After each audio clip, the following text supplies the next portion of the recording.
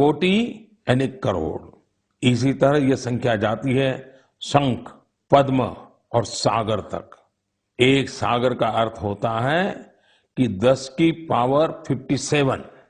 यही नहीं, इसके आगे भी ओघ और महोघ जैसी संख्याएं होती हैं।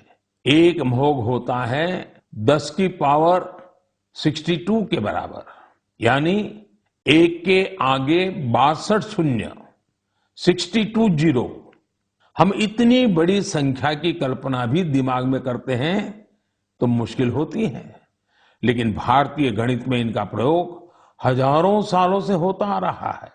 अभी कुछ दिन पहले मुझसे इंटेल कंपनी के सीईओ मिले थे। उन्होंने मुझे एक पेंटिंग दी थी।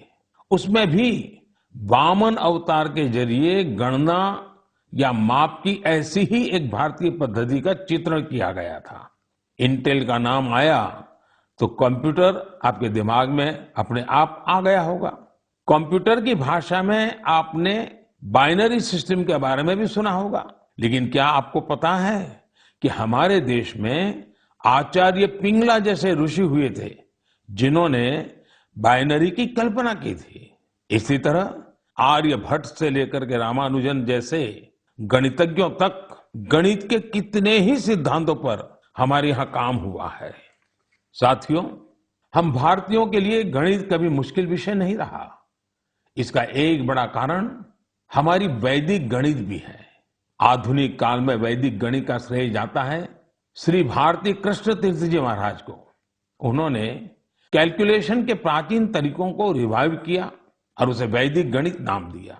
वैदिक गणित की सबसे खास बात यह थी कि इसके जरिए आप कठिन से कठिन गणनाएं पलक झपकते ही मन में ही कर सकते हैं।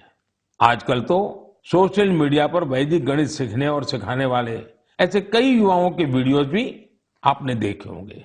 साथियों, आज मन की बात में वैदिक गणित सिखाने वाले एक ऐसे ही साथी हमारे साथ भी जुड़ रहे हैं। ये साथी हैं कोलकाता के गौरव टेकरीवाल जी, और वो पिछले 2-2.5 दशक से वैदिक मैथमेटिक इस मूवमेंट को बड़े समर्पित भाव से आगे बढ़ा रहे हैं। आइए उनसे ही कुछ बातें करते हैं। गौरव जी, नमस्ते। नमस्ते सर। मैंने सुना है कि आप वैदिक मैथ्स के लिए काफी रुचि रखते हैं, बहुत कुछ करते हैं। तो पहले तो मैं आपके विषय में कुछ जानना चाहूंगा और बाद में इस विषय में आपकी रुचि कैसे है जरा मुझे बताइए। सर, मैं 20 साल पहले जब बिजनेस स्कूल के लिए अप्लाई कर रहा था तो उसकी कॉम्पिटिटिव एग्जाम होती थी जिसका नाम है कैट। उसमें बहुत सारे गणित के सवाल आते थे जिसको कम समय में करना पड़ता था।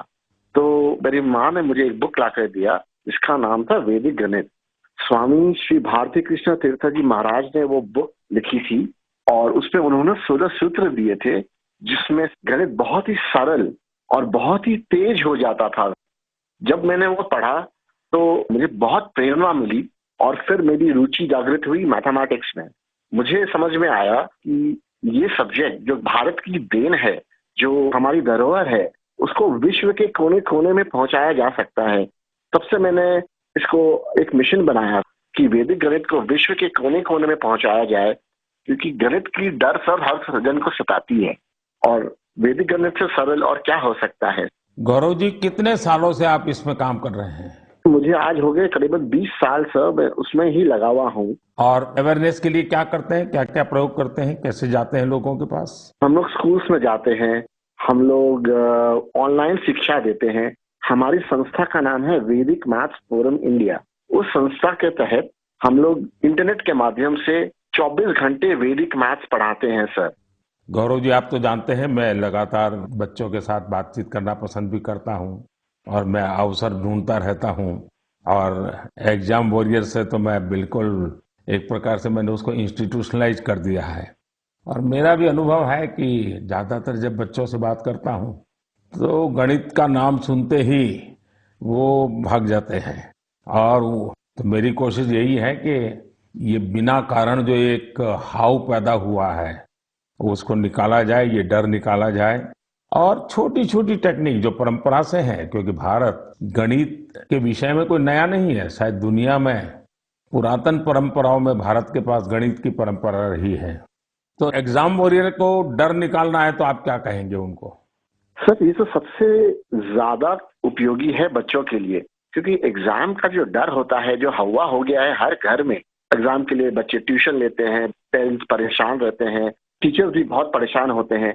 तो वैदिक गणित से ये सब छू मंतर हो जाता है। इस साधारण गणित की अपेक्षा में वैदिक गणित 1500% तेज है, और इससे बच्चों में बहुत कॉन्फिडेंस आता है और दिमाग भी तेजी से चलता है। जैसे हम लोग वैदिक गणित के साथ योग भी इंट्रोड्यूस किए हैं, जिससे कि बच्चे अगर चाहें तो आंख बंद कर भी कैलकुलेशन कर सकते हैं वैदिक गणित पद्धति के द्वारा। वैसे ध्यान की जो परंपरा है उसमें भी इस प्रकार से गणित करना, वो भी ध्यान का एक प्राइमरी कोर्स भी होता है। Right sir. चलिए गौरव जी, बहुत अच्छा लगा मुझे, और आपने मिशन मोड में इस काम को उठाया है, और विशेष करके आपकी माताजी ने एक अच्छे गुरु के रूप में आपको ये रास्ते पर ले गई, और आज आप लाखों बच्चों को उस रास्ते पर ले जा रहे हैं। मेरी तरफ से आपको बहुत बहुत शुभकामनाएं। शुक्रिया सर, मैं आपका आभार व्यक्त करता हूँ सर कि वैदिक गणित को आपने महत्व दिया और मुझे चुना सर, तो वी आर वेरी थैंकफुल। बहुत बहुत धन्यवाद। नमस्कार। नमस्ते सर। साथियों, गौरव जी ने बड़े अच्छे तरीके से बताया कि वैदिक गणित कैसे गणित को मुश्किल से मजेदार बना सकता है। यही नहीं, वैदिक गणित से आप बड़ी बड़ी साइंटिफिक प्रॉब्लम्स भी सॉल्व कर सकते हैं।